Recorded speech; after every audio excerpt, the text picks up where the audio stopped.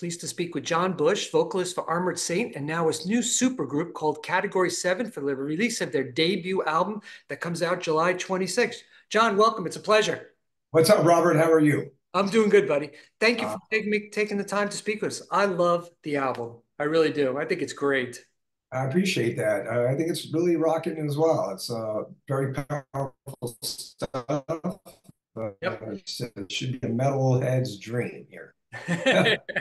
You've been singing for like 40 years and your voice still sounds so incredible. No auto tune on this album, right? No auto tune. No, that's something I can guarantee you. There is no auto tune. That's for sure. You get all the flaws that it comes with. So, which is funny because I kind of feel like I'm not really into perfection anyway. I just want it to sound very authentic and real. And that's kind of the approach to singing and to making rock music and metal. And it should feel just like it's sincere. I think that's the important thing. So still going on sales singing at this point. I don't know for how long. You know, well, I don't want to think too far in advance, but try to belt out Rain of Fire when I'm 70 sounds a little daunting, but I'm not there yet. So we'll just not worry about it. Awesome. Category 7 has some real heavy hitter musicians, a true super group. Can you share a little bit how it was formed and how you were asked to join the band? Yeah, those guys, Mike and Phil, I guess we're just kind of talking one time. I think they had we're at a rehearsal place at the same time, but not together. And same with Jason Bittner, I think he was there, and they were kind of goofing around on forming a band. And then Phil and Mike took it a step further and started working on some material and sent it to one another. And once they had some ideas down, they obviously wanted to find a singer. And Mhm. Phil and I had been acquaintances and got to know each other through the Metal Allegiance world, which is we're going to play a show in New Jersey coming up here in September. I Yeah, want I'm glad to go. to should be fun. And so he asked me, would you be interested? And I said, let me hear it. That's really the name of the game. So I did, and I thought it sounded pretty rocking. And so I figured, let me work with this, see what I can do with it, contribute, and see if it works, see if that's everybody's on the same page. And once I do, and wrote a couple things and made some demos of some of the songs that ended up being on the record, and it was seemed like it was working. There Yeah. was a lot of cohesion. So next step was to just kind of write more and continue to make demos. And the next thing we know, we had enough for a record. So figured let's put it out there. I mean, Mike Orlando and I, we didn't even know each other. We kind of got to know one another by writing songs, which is Yeah. really kind of cool. That's nice. And the press release, talked a little bit about it, and you mentioned it too, that you really wanted to hear this before you committed to it.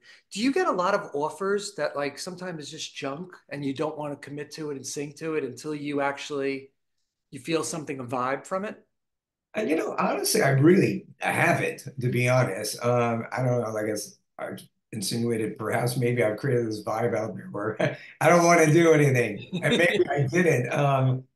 For a long time, I was saying I was content when I kind of came back to the band, and you know, '07 when we kind of officially started doing stuff again. We ended up making the La Raza record 2010. Mhm. Even then, I was kind of like kind of approaching things kind of slowly. I was My wife and I, we had a couple of kids, 04, '07, and I was very happy to just be part of their upbringing, Mhm. their early years, and not really wanting to be on the road all the time. So I kind of like I said, kind of went real slow when it came to getting back to with saying at that point and making some music and touring. Probably to the chagrin of some of the band members, but that was the way I wanted to do it. It wasn't until like they've gotten older. Now my one daughter's 19, she's in college, and my son's 17, and it's a little bit more open-minded to doing some other stuff, and it's just so happened they came my way, and I don't know, I, not It's too many time. people really knocked on my door, to be honest, and maybe that's good. Yeah, it also sounds like time too, where you want to put your time, how you could invest your time, and you don't want to put your name to something that's not going to be, up to par. And I think you nailed it with this one. This one's a pretty decent group. I really like it. I was Yeah, floored. it's sounding really powerful. It sounds really heavy. It sounds like something that people I think will really connect with in the metal community. And like I said, it's one small step here. We'll see what Yeah. happens. We put out 3 videos of and we've actually made 5 total, but 3 that we put out to the public. And yeah, there's a really cool buzz about it. And that's it's kind of fun to watch. Kind of let it develop on its own and see what happens. Yeah. Now, I thought there was really a lot of positive energy on this from the singing, of course, to the guitars. Was that what it felt like when you were making it? A lot of positive energy between the band members and the chemistry and the music. Yeah, I mean, it's funny because I was recording the demos with a friend of mine who I actually have another side project with, called Electric Spaghetti. It's like this blues country kind of rock and roll thing. And he is the guitar player of that. His name's Tara Novik. He's a talented guy. And we're doing that at the same time as Category 7. So like I'm inept when it comes to anything technically. And I was trying to make some demos, recording them myself, and they just were sounding terrible of the C7 stuff. So I was like, "Will you record me, and I'll pay you, and then at the same time we can work on this other thing on a different day, and just kind of hang out." And so he's like, "Sure." And so um, it was really kind of fun because like one day we do the Electric Spaghetti song, and then a couple days later I'd come to his house and say I have another Category 7 song I want to record. And it was fun because he's not really from the metal world at all. He comes from like a rockabilly, rock and roll Yeah, thing, blues.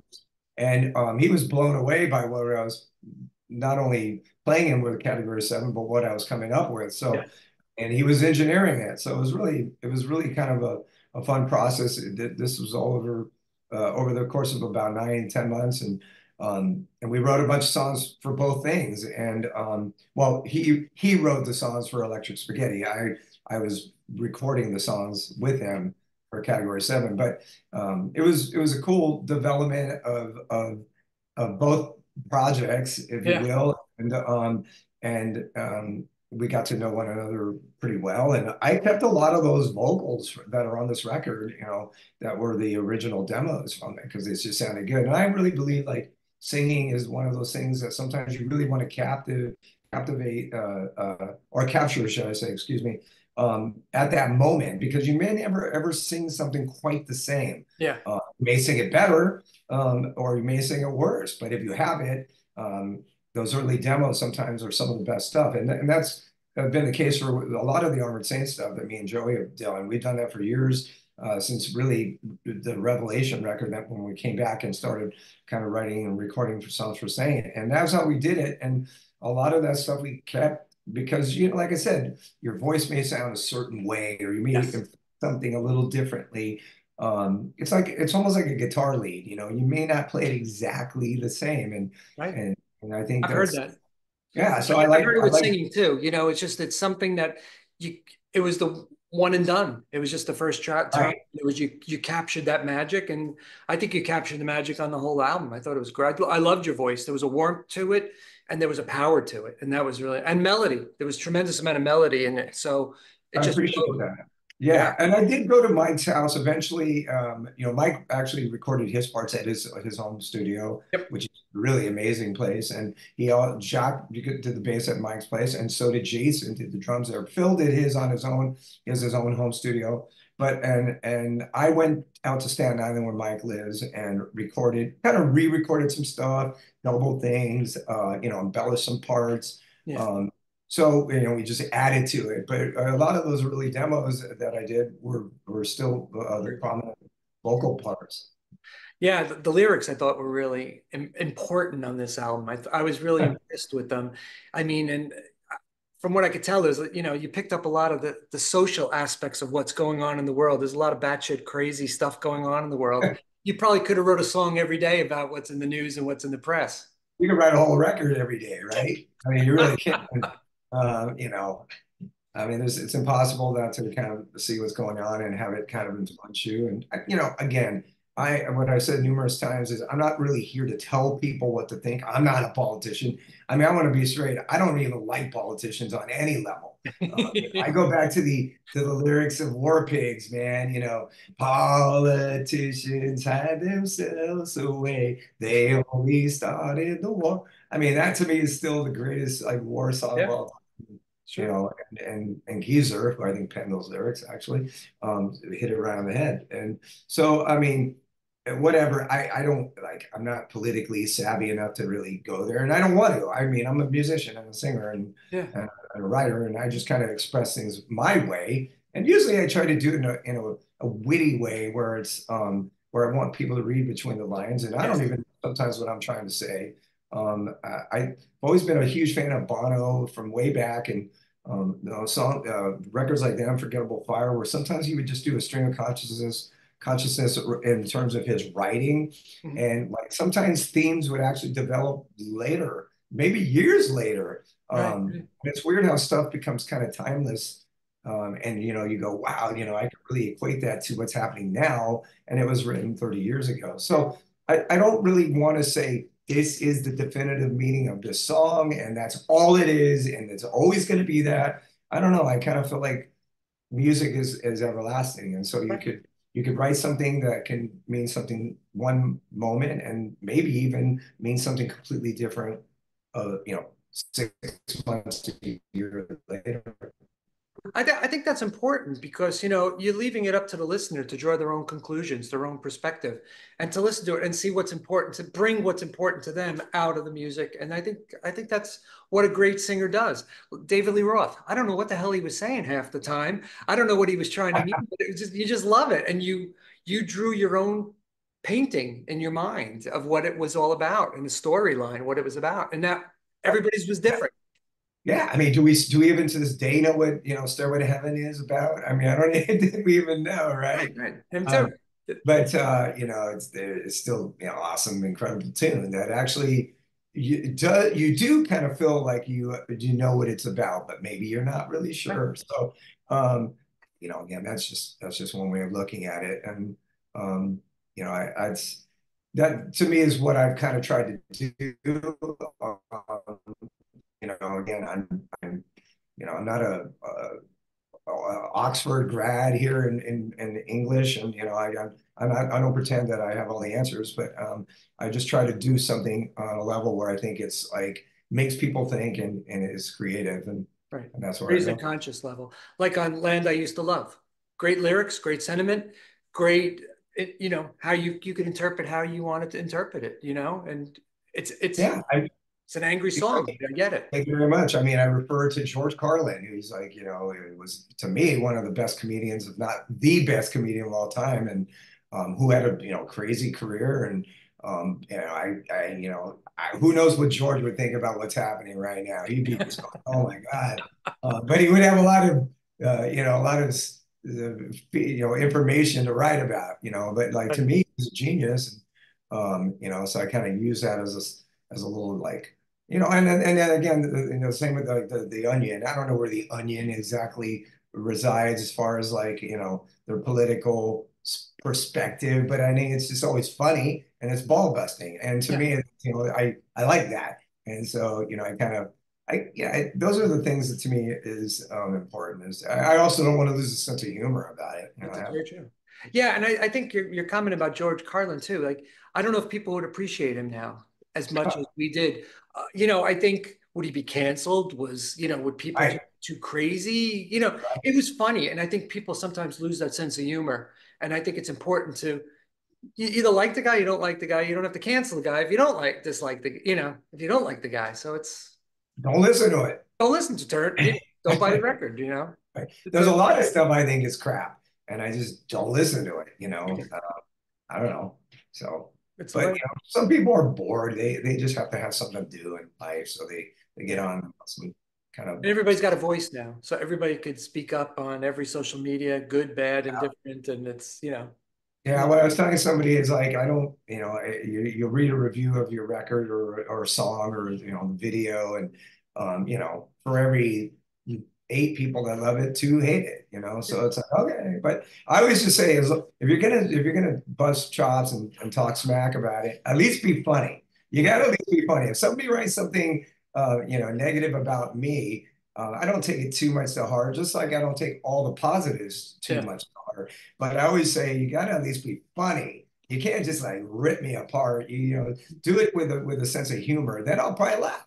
that's good. That's a great sentiment. I appreciate that. You know, you talked a little bit about this band earlier. You know, you want to see how things go, and everybody is so busy in this. All the members, they're all in different bands all across, you know, the world. Do you think you'll ever do a tour? Well, I'm sure that the record company and the manager wants us to. Yes, Um, I yeah. want you to. I would love to see this. Yeah, I mean, you know, we're gonna play. We're gonna play eventually. You know, I don't know what, when yet. I'm sure some people are working on that, and it's hard to navigate. You know, Phil is going Yes. on the road now for like 6, 7 weeks, with Kerry King opening for Lamb of God and Mastodon. So he's pretty busy. I'm going to Europe with Armored Saint, leaving next week for a little under 4 weeks. So it's you know, Jack has a tour with Exodus booked later in the year. So everybody has stuff going on. It's going to be tough to navigate all that. Right, right. But I think in the end, you know, we want to play live, want to hear the songs. I just think it needs to work in where it does. In the meantime, I'm doing, I mean, I'm doing 13 interviews in 2 days, so I'm talking a lot about Category 7, and and have done a bunch prior to that. And so, you know, and the videos are out there, and it's generating buzz. So, you know, I don't personally, and I'm not even speaking for the band here. I don't personally feel the urgency to do it because it's developing as it is. Mhm. And if there was no one talking about it, then yeah, that would be a different story. But people are, Yeah. and the record's not even out, so we'll see what happens. Yeah, as a not a reviewer, but as somebody who's interviewing, I listen to it, I delve into it, and I get really excited about it. So it's something I want to see live. It's like, wow, this is real. This would be really good on stage, you know. And No it's doubt. Yeah, and you know, everyone's very gifted, and so I mean, you want to see Mike and Phil ripping those leads because they're yeah, awesome, you know, and I want to see it. yeah, So yeah, it will. yeah. You know, and in 2022, Armored Saint opened up for Wasp. Yeah. I was at the New Jersey show. You weren't at the New Oh Jersey. no, uh, I how was was. your voice? I mean, I we. was actually at the soundboard standing next door to Frank Bella. I was Oh, standing you next to really? Frankie You were at Bella, the and he's show? busting my balls.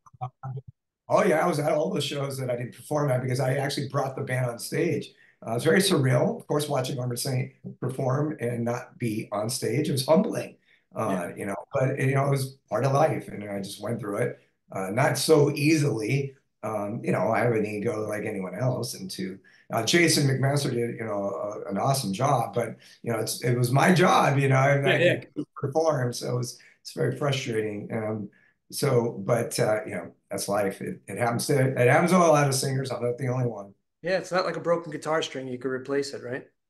No, you know, I mean, I got ill and you know jacked up my voice, and you know, I sing with such like aggression. I mean, my wife was telling me last night I even talk with aggression, and it's just that's it. So sometimes I've had doctors and people say, "Dude, talk softer," and you know, I'm like, I don't know how to do that. I don't.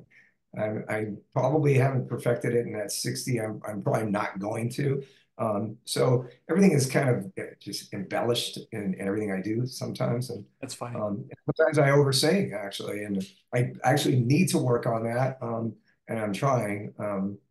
But I can only know one way to perform. I mean, Bruce Springsteen's like that. You know, the guy just like he just gives everything he's got, and yeah, sometimes that's the way people perform. Yeah, my family says I talk too loud. And they say I need a hearing aid too, because I used to be in a band, you know, college and listening to everything. We didn't use earplugs. We didn't have any monitors. You know, you just turned it up. And Yeah, I think I'm slowly. So I talk loud because I get excited and because I don't think I could hear other people. So yeah. Well, luckily, I finally, after years and years, started using in-ear yeah, monitors. yeah, I didn't for the longest time, which was just really flat out crazy, stupid. crazy to And think. Yeah, and not good for your hearing and not good for your pitching and all that stuff, you know. Yeah, So luckily, obviously I'm using ears now, but I have for a long time, for the last few years, of course, and it's much better. You know, you can hear yourself. That's kind of like the name of the game is being able to hear yourself, that's great. Yeah. and it's a lot better now. So, Cool. I want to be respectful of your time. I know you booked pretty solid. Last question, Armored Saint album. Can you give us an update how it's going? What can we expect? yeah, we're writing some tunes. You know, we always kind of unfortunately go a bit slow, as you know, you've seen records come out every 5 years. Mhm. I would prefer to be a little faster, but I always say, you know, the important thing is the quality of the record, um, and if it's a great album, so be it. I don't want to put out a record every year if it's a bunch of mediocre songs. Yeah, Uh, so you know, there's a little sense of urgency, but at the same time, you know, it's you want it to be great. We have written a bunch of songs already, well, like 5 or 6. I think they sounded great. Sound a little different than what we did in the last couple of records, which I like. It's still going to be, you know, hard rock, heavy metal. That's what we are. But hopefully, it feels a little different from When Hands Down and Punch in the Sky, which I think are both really awesome records. Maybe some of the yeah. best we've ever made. But it's cool to just keep kind of growing. So Well, I hope it's next year is what we're striving to do. Get it out 2025. Realistically, it'll probably be the latter part of the year. And I know that sounds crazy since we're only in July or 24, but that's what it takes sometimes. yeah, I get it. And I hope I speak with you again for the release of that when that comes out. Please do. Let's do Yeah. it. So thank you so much for your time. Fascinating interview. I really enjoyed talking with you. Thank you so much, and have safe travels with the band. I appreciate it, Robert. Thanks a lot for all the support, man. Really Okay, bye appreciate it. bye. Bye.